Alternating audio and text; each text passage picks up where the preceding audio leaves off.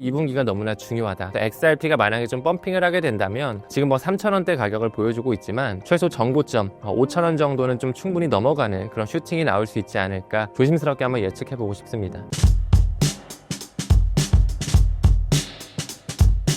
안녕하세요.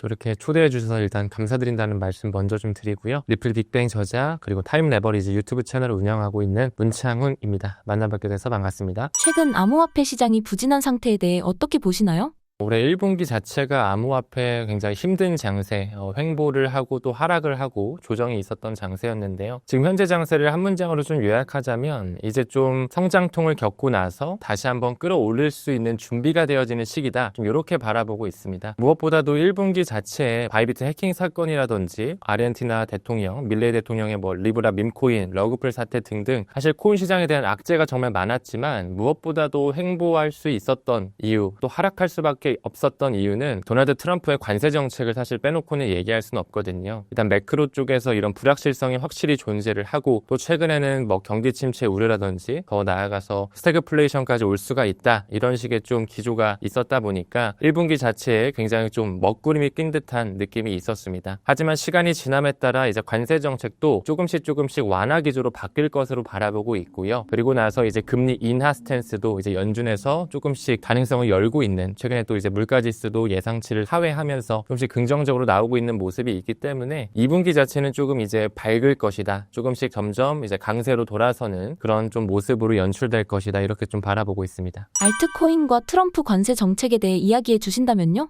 일단은 많은 전문가들, 사실 저 또한 올해 1분기 자체에 대해서 굉장히 좀 긍정적일 것이다. 좋은 상승이 올 것이다 라고 예상을 했었습니다. 하지만 그 예상이 완전히 빗나가게 됐죠. 물론 가장 큰 이슈에서는 뭐 암호화폐 시장 자체, 뭐 바이비트 해킹이나 여러 가지 어떤 밈코인에 대한 러그블 사태도 있었지만 이런 매크로 상황 자체도 너무 힘들었죠. 하지만 거기에 플러스 알파로 뭐가 있었냐면 뭔가 딱 이렇게 짜여진 하나의 시나리오 각본 자체가 연기가 됐어요. 시간 타임라인 자체가. 그러니까 예를 들어서 연준에서 ISO 2002를 탑재하는 그 시기 자체도 원래는 3월 10일이었다가 갑자기 7월 중순으로 연기를 시켰고 뭐 이더리움에 대한 팩트라 업그레이드 자체도 점점 계속 시기가 연기가 됐고 그뿐만 아니라 뭐 이더리움에 대한 현물 ETF 안에 들어오는 뭐 스테이킹 편입이라든지 옵션 거래에 대한 승인 역시도 연기가 계속적으로 좀 이루어지면서 좀 뭔가 그 세력들이 시간 끌기를 하는 듯한 느낌이 좀 있었던 것 같아요. 그렇다 보니까 많은 전문가들이 예측한 그 1분기의 상승 시그널이 좀 빗나갔다 이렇게 좀 바라보고 있고 사실 트럼프가 작년 11월에 이제 당선되자마자 뭐 리플 XRP뿐만 아니라 많은 암호화폐가 좀 크게 상승하는 듯한 움직임을 보여줬는데 지금은 다시 관세 정책, 그 무역 전쟁으로 또 불거지면서 뭐 하락적인 그런 모멘텀이 계속 나오고 있잖아요. 근데 사실 2017년 트럼프 1기 행정부 때도 마찬가지였거든요. 그때도 중국과의 뭔가 무역 전쟁, 관세 전쟁이라는 말까지 나오면서 그때도 굉장히 막 보복 관세도 있었고 당달러가 막 유지되는 것처럼 하는 그런 시나리오가 연출됐지만 결국에는 약달러, 금리 인하, 글로벌 유동성 장세가 펼쳐지면서 위험자산의 자산 증식의 시기가 있었거든요. 그렇기 때문에 제가 방금 언급드린 것처럼 지금은 좀 성장통을 겪고 있는 과정이다. 트럼프 자체가 워낙 협상에 능한 사람이기 때문에 초반에 좀 크게 좀 약간 리스키하게 크게 질러놓고서 뒤에서 이제 후미에 뭐 사무부 장관이나 재무부 장관을 통해서 점점 이 상황을 모면하고 좀 협상하는 듯한 그런 시나리오를 펼치거든요. 지금 알루미늄이라든지 철강이라든지 최근에 자동차까지 지금 관세를 부과하겠다라고 하면서 굉장히 공격적인 스탠스를 취하고 있지만 지금 현대차도 31조 원 규모 미국에 투자를 하면서 뭔가 관세에 대한 면제를 받을 수 있는 그런 가능성을 열고 있고 이제 뭔가 전체 관세가 아니라 부분 관세로 조금씩 점진적인 관세로 조금씩 변화하는 듯한 양상이 보여지고 있기 때문에 사실 1분기 자체는 워낙 힘들었지만 이제 앞으로 2분기 지나가면서 관세에 대한 그런 불확실성이 좀 해소가 되고 금리 인하에 대한 스탠스가 점점 커지면서 돈이 들어오니까 이 위험자산에 대한 상승 시그널이 충분히 좀 나올 수 있지 않을까 이렇게 바라보고 있습니다. 2분기부터 리플의 가격 흐름은 어떻게 진행되나요?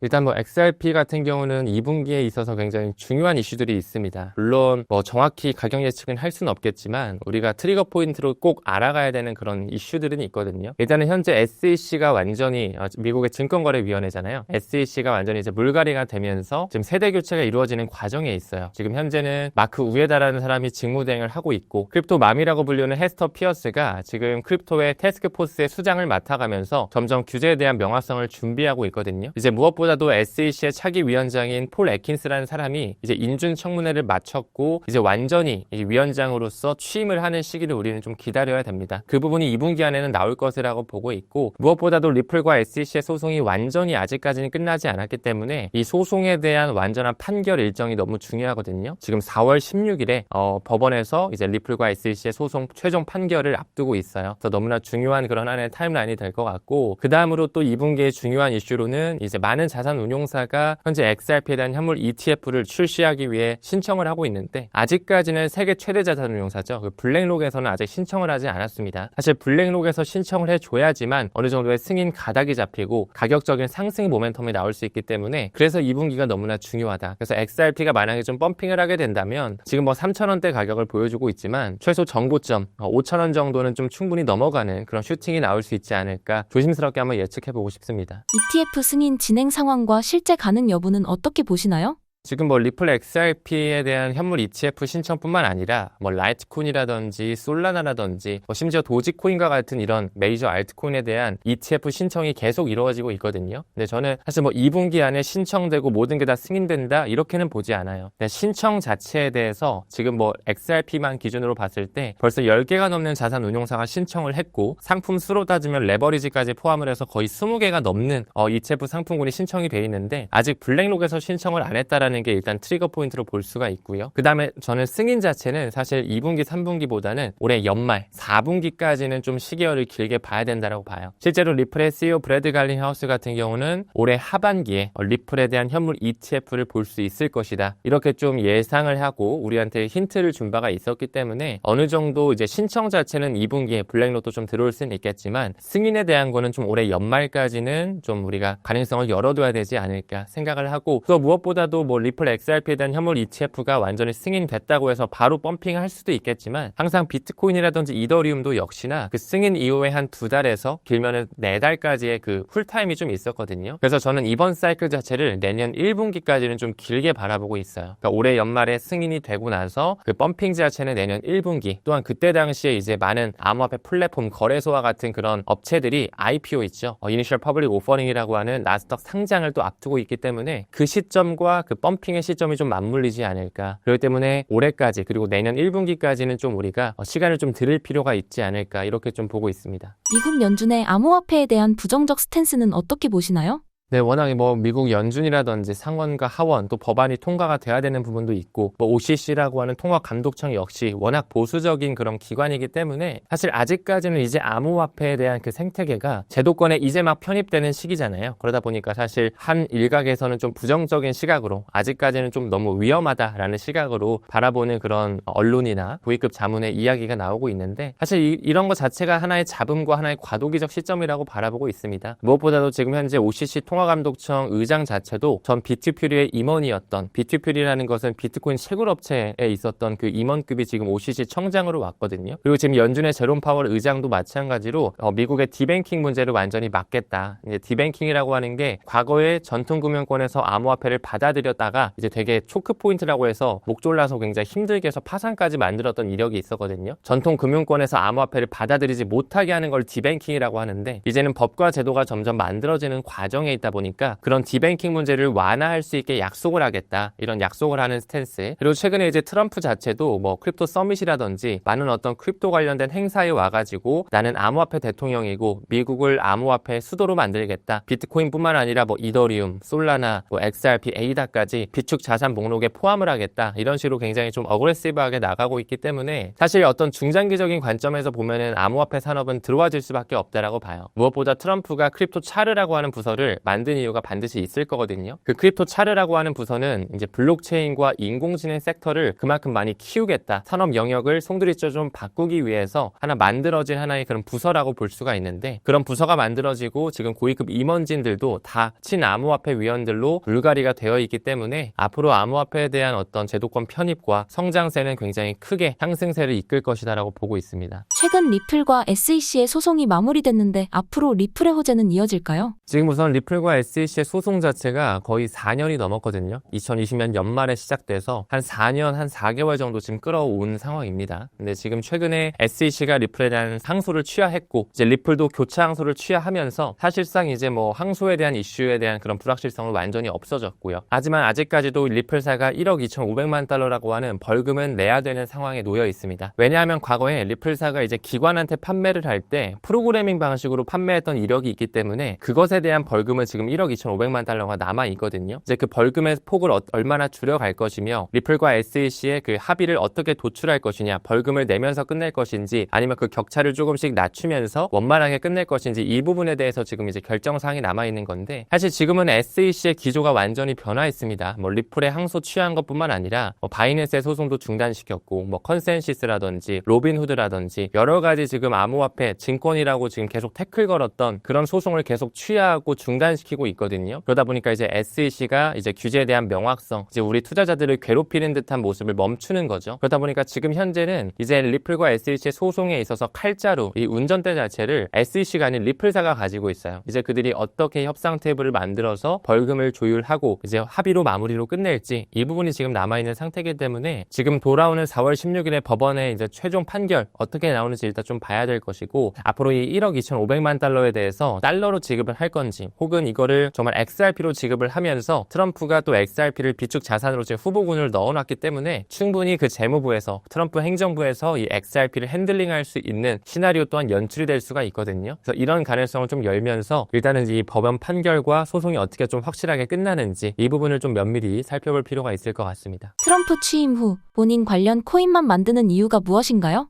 일단 도널드 트럼프가 완전히 취임이 되고 나서 뭔가 이제 많은 투자자들, 이 암호화폐 업계 사람들은 많은 기대를 하고 있었죠. 정말로 뭐 크립토 프레지던트가 될 것이고, 암호화폐를 더욱더 비상하게 하기 위해서 크립토 차르 부서도 만들었고, 암호화폐 수도를 미국으로 할 것이다, 이런 기대감을 심어주다 보니까 사실 많은 투자자 입장에서도 앞으로 트럼프의 이런 행보가 많이 기대가 됐었는데, 실제로 뭐 크립토 차르 부서의 데이비드 sak스가 인터뷰를 할 때도 뭔가 좀 공격적으로 우리는 이제 암호화폐를 완전히 받아들일 것이다, 미국에서 국가 차원으로 완전히 이제 사들일 것이다, 이런 말을 한 게 아니라 이제 좀 뭔가 규제에 대해서 완화를 하고 많은 공무원들, 이런 국회의원들이 암호화폐에 대해 알기 위한 어떤 교육 정책을 마련해 보겠다, 조금 한 발자국 멀리서 떨어져서 한번 지켜보겠다라는 식으로 좀 그런 보수적인 스탠스를 취하다 보니까 암호화폐 가격이 좀 실망 매물이 나왔던 건 사실입니다. 그리고 말씀 주신 것처럼 도널드 트럼프의 밈코인, 뭐 트럼프 코인이라든지 영부인 이름을 딴 멜라니아 코인 같은 이런 코인들이 나오면서 그때 당시가 또 유동성이 워낙 메말라 있는 시장이었다 보니까 굉장히 또 크게 하락하는 듯한 느낌이 있었어요. 사실 업비트에도 트럼프 코인이 상장이 되면서 아마 많은 우리 한국 투자자분들께서도 물리신 분들이 꽤 있으실 것 같은데, 항상 투자하실 때는 이런 밈코인은 좀 조심해서 투자하시는 게 좋겠다. 근데 저는 이거를 무조건적으로 부정적으로 보기보다는 지금 트럼프가 무엇보다도 스테이블 코인 법안을 지금 승인을 하기 위해 촉구를 하고 있고, 그리고 이제 필 21 법안 통과도 이제 앞두고 있거든요. 이제 모든 암호화폐 70%는 증권이 아닌 상품이다라는 법안이고, 이제는 SEC에 대한 그런 권한이 CFTC 쪽으로 넘어갈 수 있는, 그리고 또 무엇보다도 뭐 SEC의 위원장 폴 애킨스, 뭐 OCC 통화감독청 비투퓨리의 전 임원이었던 조나단 굴드라든지, 지금 도지 부서도 수장을 일론 머스크가 맡고 있잖아요. 도지 파더라고도 불리우는데, 그런 부분에 어떤 친암호화폐 인사들을 계속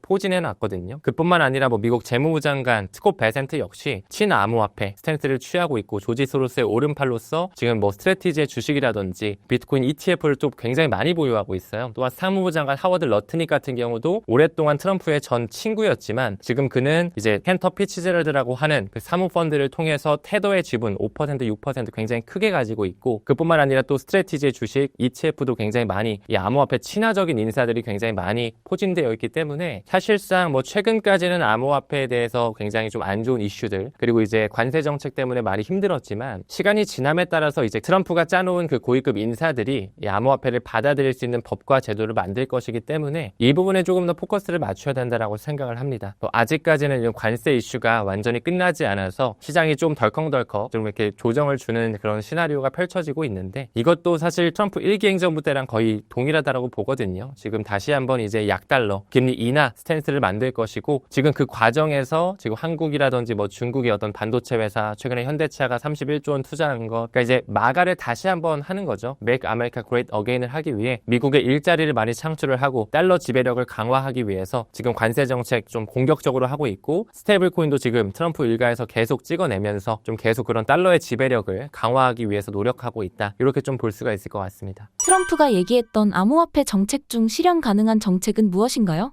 일단은 무엇보다도 이 트럼프 일가가 이끌고 있는 이제 월드 리버티 파이낸셜이라고 있어요. 이제 디파이 생태계를 키우겠다라고 해서 도널드 트럼프뿐만 아니라 뭐 도널드 트럼프 아들들이 있잖아요. 아들들과 함께 지금 하나의 펀드 형식으로 월드 리버티 파이낸셜을 추진하면서 지금 뭐 비트코인이라든지 이더리움 뭐 이런 어떤 코인을 굉장히 공격적으로 투자하고 있거든요. 지금 그 포트폴리오의 절반 이상이 사실 이더리움을 가지고 있어요. 최근에 이더리움 가격이 굉장히 많이 눌려져 있지만 트럼프의 월드 리버티 파이낸셜을 통해서 그들은 지금 지속적으로 매집을 하고 있다라는 거. 사실 트럼프의 말보다는 정말 그들이 돈을 어디에 쓰는지 행동에 좀 집중을 할 필요가 있거든요. 지금 실제로 그 월드 리버티 파이낸셜을 통해서 비트코인과 이더리움을 필두로 한 그 글로벌 메이저 코인들을 지속적으로 지금 매수하고 있다는 게 너무 중요할 것 같고, 두 번째로는 최근에 이제 트럼프도 이 스테이블 코인을 받아들이기 위해서 트럼프 일가 방금 언급드린 그 월드 리버티 파이낸셜에서 그들만의 스테이블 코인을 내놨습니다. UST1이라고 하는 스테이블 코인이거든요. 지금 현재 이더리움 체인망 위에 그리고 이제 바이낸스 스마트 체인 위에 이 두 가지의 레이어 1 섹터에 올리려고 준비를 하고 있고, 무엇보다도 또한 크립토닷컴과 지금 손을 잡으면서 메이드 인 USA ETF를 만들기 위해 또한 트럼프가 준비하고 있어요. 그 안에는 당연히 비트코인, 이더리움뿐만 아니라 뭐 솔라나라든지 리플 XRP라든지 에이다와 같은 그런 코인들이 하나로 인덱스로 묶이면서 ETF가 실제로 만들어질 지금 조짐이 보여지고 있거든요. 이런 그 트럼프의 움직임을 봤을 때는 물론 지금 말로서는 뭐 관세 때리면서 굉장히 좀 안 좋은 흐름을 자아내고 있지만 뒤에서는 굉장히 공격적으로 매집을 하고 메이드 인 USA ETF를 만들기 위해서 크립토닷컴이랑 손을 잡고 있고 물밑 작업을 하고 있고, 또한 스테이블 코인도 그들이 직접적으로도 찍어내면서 미 국채에 대한 수요를 공격적으로 가져가기 위해 노력하고 있다. 이런 부분을 오히려 좀 더 포커싱 해야 되지 않을까 보고 있습니다. 트럼프 행정부의 앞으로 암호화폐 정책과 시장 내 가격 상승은 어떻게 보시나요? 일단 지금 트럼프 시대가 열리면서 암호화폐 이 섹터가 굉장히 많이 성장할 수 있는 그 발판에 올랐다. 전 이렇게 좀 바라보고 있거든요. 지금 이제 암호화폐 전체 시가총액 자체가 애플 기업 하나의 시가총액, 뭐 엔비디아 기업 하나의 시가총액보다 작아요. 너무나 작은 포션을 취하고 있다 보니까 사실 변동성이 클 수밖에 없죠. 하지만 올해를 기준으로 2025년을 기준으로 법과 제도가 만들어질 것이고, 트럼프가 이제 뭐 스테이블 코인 법안이나 FIT21 법안이나 최근에 SAB 원투원 회계 지침도 완전히 폐지하면서 이제 전통 금융에서 암호화폐를 완전히 수탁할 수 있는 토대를 마련했거든요. 점점 이런 법과 제도가 만들어지면서 이 크립토 차르 부서와 함께 이 블록체인 섹터와 AI 섹터가 굉장히 많이 발전할 것이라고 보고 있어요. 그리고 무엇보다 이 암호화폐에 있어서 큰 가격 상승을 도모할 수 있는 몇 가지 이슈로서는 일단은 메이저 알트코인에 대한 ETF가 지금 준비되고 있다라는 거, 이 부분이 굉장히 중요하고, 올해 상반기 안쪽으로는 그 블랙록이 실제로 미국에서도 솔라나라든지 XRP, 뭐 라이트코인과 같은 이런 메이저 글로벌 알트코인들의 ETF 신청을 하면서 큰 가격 상승이 한번 나올 수 있다라고 바라보고 있고, 무엇보다도 또 뭐 제미니 거래소라든지 리플사라든지 서클사 이런 어떤 암호화폐 플랫폼사들이 이니셜 퍼블릭 오퍼링이라고 하는 나스닥 상장을 지금 내년 1분기까지 시기를 좀 놓고 있기 때문에 크게 봤을 때 그 두 가지의 요소가 암호화폐 시장의 어떤 큰 가격 상승을 도모할 수 있는 호재거리로 바라볼 수 있을 것 같습니다. 일단 뭐 지금 가격 시점을 좀 봤을 때 비트코인이 뭐 1억 3천만 원대 왔다 갔다 하고 있잖아요. 개인적으로 올해 연말, 내년 1분기 올해 이제 반감기 사이클을 미뤄봤을 때 비트코인이 최소 한 2억 원까지는 우리가 바라볼 수도 있지 않을까라는 생각을 해요. 근데 비트코인이 그 정도 오른다면 이더리움은 그보다 더 큰 폭으로 오를 것이고, 무엇보다도 21년도에 고점은 무조건적으로 넘어갈 것이라고 생각을 하거든요. 지금 현재 이더리움 가격이 뭐 300만 원이 채 안 됩니다. 지금 방송을 촬영하는 시점으로 한 290만 원 선, 200만 원 그 후반대를 보여주고 있는데, 저번 사이클 고점이 이제 500만 원 후반대였거든요. 그렇기 때문에 비트코인이 뭐 저번 사이클 기점으로 한 8천만 원대가 이제 최고점이었잖아요. 그 기점으로 한 2배에서 3배가 오른다면 이더리움은 한 3배에서 4배, 많이 봤을 땐 5배까지도 오를 수가 있겠죠. 그러니까 작년 고점이 뭐 한 500만 원이라고 쳤을 때 뭐 3, 4배라고 하면 뭐 1,500만 원, 좀 더 이제 공격적으로 보면 2천만 원 선까지도 내년 1분기까지의 시계열을 봤을 때 오를 수가 있는 거죠. 근데 이제 비트코인과 이더리움이 그만큼 많이 가주면 그 밑에 딸려있는 뭐 XRP나 뭐 솔라나 뭐 도지코인, 시바이누와 같은 이런 밈코인 섹터들은 더욱더 큰 파급을 보여주면서 정말 최대로 봤을 때 10배까지도 정말 역시 코인 시장에선 바라볼 수 있다라는 그런 예정치, 잠정치가 나올 수 있다라고 봐요. 근데 뭐 이게 한순간에 오르기보다는 최소 1년 정도의 어떤 사이클 고점을 바라봤을 때의 얘기고, 일단 우리가 상반기에는 ETF에 대한 어떤 블랙록의 신청과 이런 리플과 SEC의 소송의 마무리, 그런 법적 규제의 명확성을 좀 먼저 기다릴 필요가 있지 않을까 생각하고 있습니다. 트럼프의 CBDC를 반대한다는 공약은 어떻게 생각하시나요? 일단은 지금 뭐 도널드 트럼프뿐만 아니라 뭐 연준의 의장이죠. 제롬 파월도 그랬었고 지금 현재 재무부 장관 스콧 베센트도 CBDC를 반대하겠다. 그 명분으로서는 개인의 프라이버시 침해를 막겠다. 이런 식으로 지금 얘기를 해주고 있는데 사실 그들이 만들어가는 과정 중에 CBDC는 조금 더 뒤의 일입니다. 일단은 스테이블 코인에 대한 시대를 먼저 만들고 나서 블록체인 상용화 어느 정도 되고 난 이후에 이제 그 이후에 중앙은행에서 찍어내는 디지털 통화죠. 그 CBDC 세상이 올 것인데 저는 개인적으로 CBDC의 세상은 올 수밖에 없다라고 봐요. 왜냐면 뭐 아무리 도널드 트럼프가 막는다고 해도 그 미국의 뒷단, 연준의 뒷단에 있는 그 그림자 정부라고 하죠. 그 금융 엘리트 세력들이 이미 CBDC라고 하는 세상을 올 수밖에 없게끔 이미 판을 짜놨습니다. 그 부분의 일환으로 뭐 BIS, 국제결제은행이라든지 IMF, 통화 바스켓을 관장하는 곳이잖아요. 국제통화기금, 월드뱅크라고 하는 세계은행 그런 어떤 국제기구들에서 이미 CBDC를 받아들일 수 있는 여러 가지 파일럿 테스트, 프로젝트 그리고 핀테크 보고서 같은 걸 미뤄보게 되면 이미 CBDC 세상을 준비해 왔었고 국경 간 결제를 완전히 송두리째 바꾸기 위해서 블록체인망을 탑재하기 위해 준비했었거든요. 실내로서 세계 경제 포럼이죠. 매년 1월에 스위스 다보스에서 열린다라고 해서 다보스 포럼이라고도 불리기도 하고 뭐 G20 정상회담의 의제, 아젠다만 보더라도 사실 스테이블 코인뿐만 아니라 CBDC에 대한 주제를 늘 놓고서 원탁회의를 해요. 그 말은즉슨 CBDC를 이제 받아들일 준비를 하고 있다라는 거죠. 무엇보다도 우리나라 뱅크 오브 코리아, 한국은행도 이제 다음 달 4월부터 6월까지 이 2달 동안 CBDC를 받아들이기 위해서 파일럿 테스트를 합니다. 한강 프로젝트라고 하거든요. 이 한강 프로젝트를 통해서 정말 우리나라 10만 명 대상으로 뭐 하나로 마트라든지 편의점이라든지 뭐 홈쇼핑이라든지 땡겨요 어플 같은 이런 걸 통해서 정말 QR코드로 블록체인 결제, CBDC 한번 해보고 얼마나 편한지, 불편한 점은 무엇인지, 효율성이 있는지 이런 걸 알아보기 위해서 지금 파일럿 테스트 신청자 받고 있거든요. 제 구독자님도 지금 많이 신청을 하고 계신데 이 한국은행이 뭐 독단적으로 하고 싶다고 해서 하는 그런 게 아니라 그 BIS 방금 언급드렸던 국제결제은행에서 너희 한번 CBDC 파일럿 테스트 해봐 이런 식으로 이제 명령을 하기 때문에 이제 뱅크 오브 코리아가 움직이는 거거든요. 지금 뭐 유러피안 센트럴 뱅크 유럽 중앙은행에서도 비트코인에 대해서는 물론 굉장히 보수적으로 부정적으로 보지만 이 CBDC에 대해서는 굉장히 또 도매용 CBDC를 받아들여야 된다 이런 식의 스탠스를 취하고 있어요. 그 말은즉슨 시간이 지남에 따라 그 BIS라든지 IMF와 같은 국제기구들의 입김이 점점 각국의 중앙은행들로부터 퍼지면서 점점 파일럿 테스트가 진행이 되고 올해 11월 22일 ISO 2002 메시징 표준 마이그레이션 탑재 시점을 통해 이제 완전히 블록체인을 통해서 이제 결제가 이루어지는 시대가 조만간 열릴 것이다 이렇게 좀 바라보고 있습니다. 많은 가상화폐 중 리플을 연구 대상으로 선택한 이유는 무엇인가요?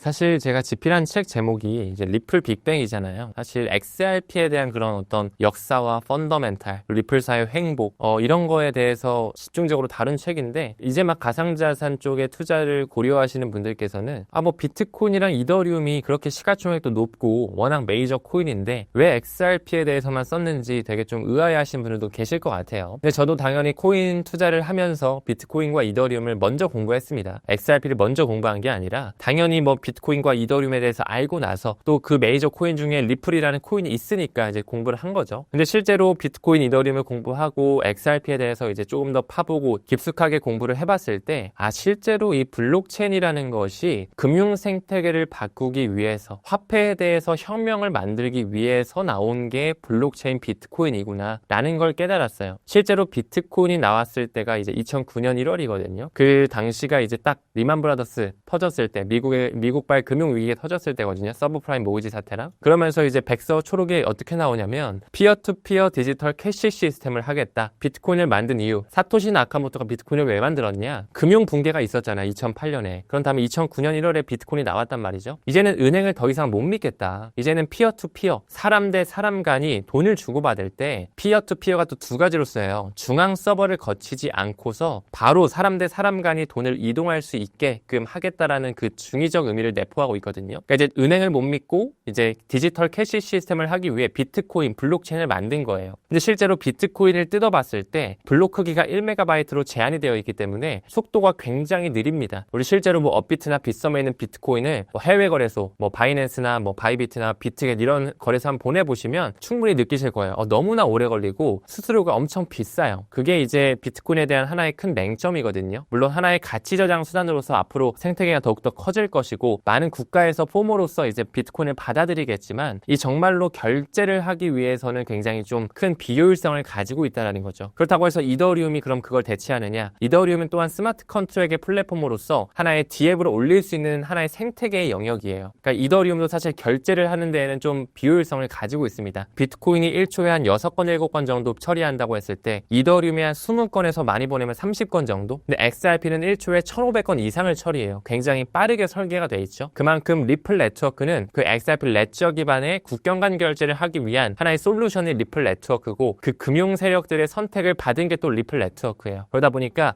이제 금융망에서 리플렛이 실제로 탑재가 되면서 XRP가 그 CBDC 세상에 왔을 때 도매용 CBDC에서는 브릿지 통화로 활용이 되게끔 이미 어느 정도 설계가 되어 있다는 거죠. 그렇기 때문에 XRP에 대한 진가를 저는 굉장히 높게 본 거고 제 책에도 나와 있지만 비트코인이 온라인 금이고 이더리움이 온라인 석유, 디지털 석유라면 XRP는 디지털 다이아몬드의 영역이다. 이렇게 지금 제가 설명을 해놨거든요. 왜냐하면 앞으로 이제 암호화폐가 지금 2만 개가 넘게 있는데 앞으로는 이제 막 100개 정도, 200개 정도 빼고는 다 없어질 거예요. 리플의 브래드 갈링하우스 CEO도 이제 앞으로 98%, 99%의 암호화폐는 모두 다 사라질 것이다. 진짜 살아남는 코인에 우리가 투자를 해야 되는데 그 중에서도 정말 집중을 해서 바라봐야 되는 게 그 효용성이거든요. 유틸리티. 미래에 정말 쓰임이 있는지, 어디에 쓰임이 있는지, 이게 NFT에 쓰이는지, 스마트 컨트랙에 쓰이는지, 결제망에서 쓰이는지 이런 부분에 대해서 이제 각각의 영역이 있는데 XRP가 이제 국경 간 결제 영역, 그 CBDC, 그 스위프트 망 자체를 대체하다 보니까 굉장히 큰 파일을 가져가는 것이죠. 그렇다 보니 XRP의 수량 자체가 1,000억 개로 제한되어 있지만 앞으로 그 스위프트 시장 규모, 지금 20조 원이 넘어가는 그 캐파를 담당하기에는 확실히 모자란 수량이다라고 지금 저는 바라보고 있고 그렇기 때문에 리플의 초기 개발자들, 특히나 리플의 CTO 데이비드 슈워츠가 비트코인이 1억 분의 1로 쪼개지는 어떤 사토시 단위로 쪼개놨다면 리플 XRP는 100만 분의 1로 쪼개지는 드랍 단위로 설계를 해놨을 것이다. 이렇게 좀 바라보고 있습니다. 그렇기 때문에 이제 XRP에 더욱더 이제 큰 관심을 갖고 리플 빅뱅이라는 책이 세상에 나오게 됐죠.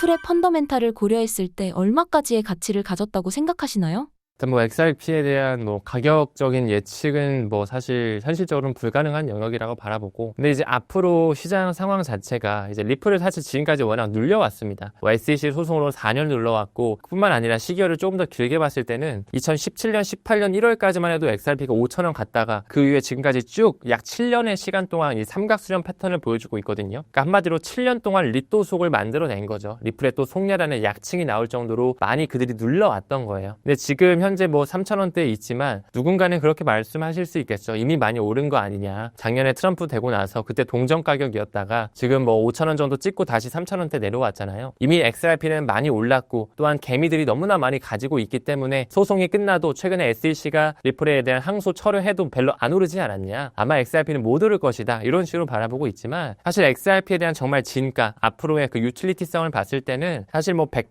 $1,000까지도 충분히 바라볼 수가 있을 거예요. 근데 물론 그 시기가 이번 사이클뿐만 아니라 2030년, 10년 뒤인 35년, 2040년까지도 바라봐야지만 또 그런 가격을 볼 수가 있겠죠. 일단은 저는 이번 사이클 내년 1분기까지를 미뤄본다면 이더리움에 대한 시가총액은 충분히 좀 따라잡을 수 있지 않을까 이런 포텐셜은 좀 바라보고 있어요. 앞으로 이제 XRP에 대한 펀더멘탈이 점점 확장이 되고 실제로 무엇보다 뭐 소송도 중요하고 ETF도 중요하지만 실제로 그 ISO 2002 메시징 표준 안에 리플렛이 채택이 되어 있고 올해 7월에는 연준의 페드나우 서비스가 이제 가동이 되면서 XRP가 실제로 활용이 될 것이고 올해 11월 연말을 기준으로 해서 또 스위프트의 전체망에 이 ISO 2002가 탑재가 되다 보니까 정말 이 전통금융, 이 트레이드파이에서 XRP가 활용되는 시점이 이제 머지 않은 거거든요. 그렇게 된다라고 하면 소강량 자체가 워낙 커지기 때문에 공급량은 유한하지만 계속 없어지는 그런 인플레이션이 아닌 디플레이션 토큰화 구도를 취하고 있다는 점에서 사실 가치는 천정부지를 오를 수밖에 없게끔 설계가 되어 있다. 이렇게 바라보고 있습니다. 물론 그렇다고 해서 뭐 $100, $1,000를 굉장히 빠른 시일 내에 그렇게 도달할 것이다. 이건 아니고요. 저는 사실 이번 사이클 안쪽으로 봤을 때는 한 뭐 3만 원, 4만 원 정도까지 좀 공격적으로 바라보고 있긴 한데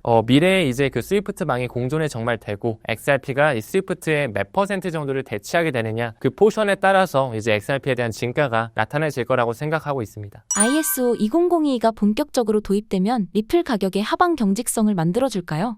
물론이죠. ISO 2002라고 하는 게 스위프트 코드거든요. 스위프트 코드. 이제 스위프트라고 하는 건 전 세계 200여 국가 11,500개의 금융기관이 모두 다 이 스위프트 망을 써요. 즉 다시 말해 그들이 뭐 무역망을 하든 뭐 왔다 갔다 송금을 하든 다 스위프트 코드를 통해서 모든 은행과 은행 간 송금할 때 다 스위프트 망을 쓰는데, 이제 이 망 안에 ISO 2002라고 하는 제정된 코드가 이제 탑재되기 직전에 지금 순간이라고 봐주시면 돼요. 그 전에는 뭐 ISO 15022이라고 하는 그런 코드도 있었고 8587이라고 하는 코드도 있었는데, 점점 그 기득권 금융 엘리트들이 이제 새로운 금융 코드를 만들어가면서 조금 더 혁신적이고 효율적인 그런 국경 간 송금 시대를 만들어가는 과정이죠. 근데 이제 ISO 2002라고 하는 그 코드가 완전히 삽입되는 시점이 올해 11월 22일로 완전히 좀 픽스가 되어 있기 때문에, 그때 이후에는 이제 점점 XRP에 대한 진가가 더 떠올라지는 시기로 가격적인 흐름도 나타나지지 않을까, 이렇게 좀 바라보고 있습니다. 전 세계 금융결제 시장이 리플 네트워크 중심으로 재편될 시기는 언제일까요? 리플 네트워크 하나만 가지고 모든 금융시장을 아우른다, 이거는 노입니다. 노. 네, 리플 하나만 가지고는 사실 뭐 소매용 CBDC도 있을 것이고 무역용 하이브리드망 블록체인도 있어야 될 것이고 은행끼리 내부망에서 주고받는 그 영래포 시장에 대한 그런 블록체인도 따로 있거든요. JP모건에서 또 만들고 있는데, 그러니까 한마디로 리플 네트워크가 통째로 모든 걸 통합한다, 이것까지는 아니어도 도매용 CBDC, 기관용 CBDC에서는 리플렛이 채택이 되면서 XRP가 브릿지 커런시로 쓰이겠죠. 근데 사실 XRP가 정말 좀 진가가 나타내지고 소각량이 기하급수적으로 커지려면 무엇보다도 그 CBDC 세상이 도래해야 됩니다. 사실 CBDC 세상이 도래하고 모든 이제 전 세계적인 80억 명이 넘는 인구가 이제 정말 금융 포용성, 이런 금융에 대한 안정성 시대가 펼쳐져야 되는데, 저는 그 시기를 2030년을 바라보고 있어요. 그러니까 뭐 제가 뭐 뜬구름 잡는 것처럼 뭐 2030년을 괜히 바라보는 게 아니라, 그 모잘루프 재단이라고 있습니다. 모잘루프 재단이라고, 모자라는 거는 이제 스와히리어로 하나를 뜻하거든요. 빌 게이츠 재단이라든지 석유의 황제라고 불리는 록펠러 재단, 이런 친구들이 금융에 대한 안정성의 시대를 만들겠다, 인터오퍼러빌리티라고 하는 상호 운용성의 시대를 만들겠다. 특히나 지금 뭐 아프리카라든지 이런 낙후된 지역 같은 경우는 금융에 대해서 완전히 문외한이고 금융에 대한 계좌조차 없는 국가들도 정말 많거든요. 그러니까 그런 사람들까지 모두 다 포용할 수 있는 시기를 2030년을 바라보면서, 방금 언급드렸던 빌 게이츠 재단, 록펠러 재단뿐만 아니라 구글의 자금, 그리고 싱가포르의 국부펀드인 테마섹의 자금, 그리고 세계 이제 평화기구죠, UN의 자금까지 모두 다 들어와서 2030년 금융 포용성 시대를 준비하고 있는데, 그 재단, 모잘루프 재단이 단 하나의 블록체인 회사랑 손잡고 있어요. 그게 바로 리플이라는 회사거든요. 그러니까 한마디로 2030년 정도가 됐을 때 CBDC 세상이 어느 정도 연출이 되면서 리플을 통해, 리플렛을 통해 금융에 대한 안정성 시대를 만들겠다, 그 비전을 지금 2030으로 바라보고 있기 때문에, 저 같은 경우는 물론 사이클 투자가 주가 되겠지만 조금 더 장기 투자 관점에서는 XRP를 2030년 이후까지도 반드시 가져가야 된다, 이렇게 좀 가이드를 잡고 있습니다. 단기 트레이닝과 가치 투자 중 암호화폐에 적합한 투자법은 무엇인가요? 사실 뭐 단기 트레이딩이다, 뭐 중장기적인 투자다, 사이클 투자다 말씀을 해주시지만 사실 뭐 그거는 본인에 대한 어떤 성향 차이일 수도 있을 것 같아요. 근데 저 같은 경우는 차트적 패턴은 자체는 예측을 하는 게 아니라 대응을 하는 영역이라고 생각을 해요. 뭐 리플뿐만 아니라 암호화폐를 투자할 때는 일단은 사이클 투자, 조금 더 중장기적인 비전을 바라보는 그런 가치 투자가 조금 더 적합한 모델이라고 생각을 합니다. 사실 많은 전문가들이 이제 차트를 분석하면서 선물 트레이딩을 한다거나 이제 단타라고도 하죠. 그리고 뭐 카피 트레이딩이라는 이런 단어까지 나오면서 사실 많이 또 이렇게 홍보도 이루어지고 많은 분들이 차트 공부를 하시는데, 이제 그 부분은 사실 저는 전문가의 영역이라고 생각을 해요. 본인이 하루에 최소 8시간 이상 차트를 바라보면서 정말 실시간으로 대응을 할 수 있다라고 하면 해도 되겠지만, 대부분의 사람들이 이제 직장 생활을 하면서 재테크 관점으로 하기 때문에 그런 단타적인 관점보다는 조금 더 사이클 투자, 가치 투자에 비중을 둬야 된다라고 보고 있습니다. 리플 투자를 잘하기 위해서는 어떤 것에 집중하고 눈여겨봐야 할까요? 일단은 암호화폐를 투자할 때 단순하게 코인에 대한 이슈만 바라보면 안 된다는 걸 느꼈던 것 같아요. 암호화폐 투자할 때 이 회사가 바라보는 비전과 또 어떤 금융 엘리트 세력들과 유착관계, 파트너십 관계를 맺고 있고, 이 회사의 유틸리티 코인이 어떤 걸 하려고 하는지, 실제로 토크노믹스가 몇 개가 발행이 됐고 앞으로 몇 개 추가로 더 찍어질 예정은 있는지, 인플레이션 토큰화 구조인지 디플레이션 토큰화 구조인지, 이 부분도 너무나 중요할 것 같고, 무엇보다 이 펀더멘탈을 기반으로 한 기관의 채택을 받았는지, 사실 이거는 이제 시가총액이 어느 정도 말을 해주고 있거든요. 랭킹이 높으면 높을수록 그 기관의 채택을 받은 것이기 때문에 이런 부분을 굉장히 좀 면밀하게 살펴봐야 되고, 무엇보다도 암호화폐 시장뿐만 아니라 이 미국을 필두로 한 매크로 경제 이슈도 아무래도 아직까지는 주식시장과 암호화폐 시장이 커플링되어 있기 때문에 반드시 뭐 트럼프의 관세 정책 이슈라거나 암호화폐 법안들이 통과가 되는 그런 어떤 타임라인을 좀 지켜보면서 사이클 투자에 임해야 된다라고 바라보고 있습니다. 투자할 때 마인드셋과 멘탈 관리는 어떻게 하시나요? 사실 이 암호화폐 투자뿐만 아니라 모든 투자가 마찬가지인 것 같아요. 지루함 속에 성공이 숨어 있다라는 거죠. 남들이 즐거울 때는 오히려 우리가 좀 불안함을 오히려 느껴야 되고, 남들이 불안할 때, 사실 지금 상황이 남들이 불안한 시점이거든요. 이더리움 가격은 300만 원도 안 되는, XRP는 소송이 뭔가 끝나는 것 같은데도 가격이 안 오르는, 뭔가 좀 불안하고 두렵고 짜증도 좀 나고, 이런 정말 좀 리스크한 시점이 어떻게 보면 우리한테는 또 굉장히 또 희망으로, 오히려 용기로 다가가야 되는 순간이라고 바라봐야 돼요. 이런 마인드셋을 갖게 된 이유는 뭐 워렌 버핏도 이런 말을 했고 하워드 막스도 이런 말을 했지만, 남들과 똑같은 행동을 하면 더 나은 수익률을 얻을 수가 없다, 이런 어떤 명언에서 기반을 하고 있거든요. 그러니까 누군가가 다 지금 오르고 있으니까 나도 사야지 하면 그때는 이미 기회가 없는 거예요. 근데 지금 암호화폐 시장 바라보면 뭐 망한 것 같고 시즌 종료인 것 같고 더 이상 뭐 연준에서 막아버릴 것 같고 뭐 비트코인이 영원으로 수렴할 것 같고 양자 컴퓨터가 암호화폐를 해독할 것 같고, 이런 식의 어떤 리스크적인 시장 상황이 있다 보니까 오히려 이런 상황 속에 기회가 있다라는 것이죠. 그래서 남들과의 좀 다른 길을 가야 된다. 무엇보다도 개인 투자자 입장에서 가장 중요한 것은 뭐 공부하는 것도 중요하고 펀더멘탈도 너무 중요하겠지만 사실상 멘탈 관리가 제일 중요합니다. 정말 이 가격이 떨어지면 사실 개인 투자 입장에서는 이거 뭔가 트럼프가 안 받아들이는 거 아니야? 뭔가 이거 소송 끝나도 재단에서 사기쳐서 가격 안 오르는 거 아니야? 이런 생각이 들 수밖에 없거든요. 근데 그럴 때마다 저는 어떻게 하냐면 재단에 대한, 이 회사에 대한, 코인에 대한 이 펀더멘탈적인 부분이 있잖아요. 이 친구들이 금융 세력과 연결이 돼 있고 왜 국제 송금 회사들과 다 파트너십을 맺고 있으며 왜 세계 경제 포럼의 인사진으로 계속 포진을 하고 있는지, 이런 부분을 계속 공부하면서 그 세력들과의 유착 관계를 조금씩 공부하다 보면 멘탈 관리가 자연스럽게 됩니다. 그래서 제가 제 구독자님들께도 장기 투자를 하기 위해서는 반드시 시간을 들일 수 있어야 된다. 근데 그 시간을 들이기 위해서는 내공이 있어야 되는데 그 내공 자체는 경험과 학습된 지식에서 온다라는 거죠. 그래서 그냥 본인이 뭐 누가 좋대서 사고서 기다린다, 이게 아니라 정말 본인이 이 코인을 바라봤을 때 왜 투자를 해야 되는지, 미래 효용성이 무엇인지, 그리고 암호화폐는 사이클이 있잖아요. 4년 주기로 사이클이 있고 비트코인 반감기 4년 사이클이 또 마침 미국의 대선 사이클, 반도체 사이클과 같은 비즈니스 사이클, 그리고 이제 돈을 풀고 돈을 쥐락펴락하는 그 금리 사이클과도 연동되어 있거든요. 이제 시간이 지남에 따라 금리 인하 기조로 완전히 바뀌면서 올해 안에 글로벌 유동성 전세가 펼쳐질 텐데, 그러면서 위험 자산 또한 반드시 크게 우상향하는 모습이 펼쳐질 거란 말이죠. 그런 사이클을 공부를 하면서 이 XRP와 같은 코인에 대한 펀더멘탈 기반을 통해 내공을 쌓고 시간을 반드시 들여야 된다. 좀 이 부분을 강조드리고 싶습니다. 멘탈을 보호할 수 있는 리스크 해지 방법은 무엇인가요?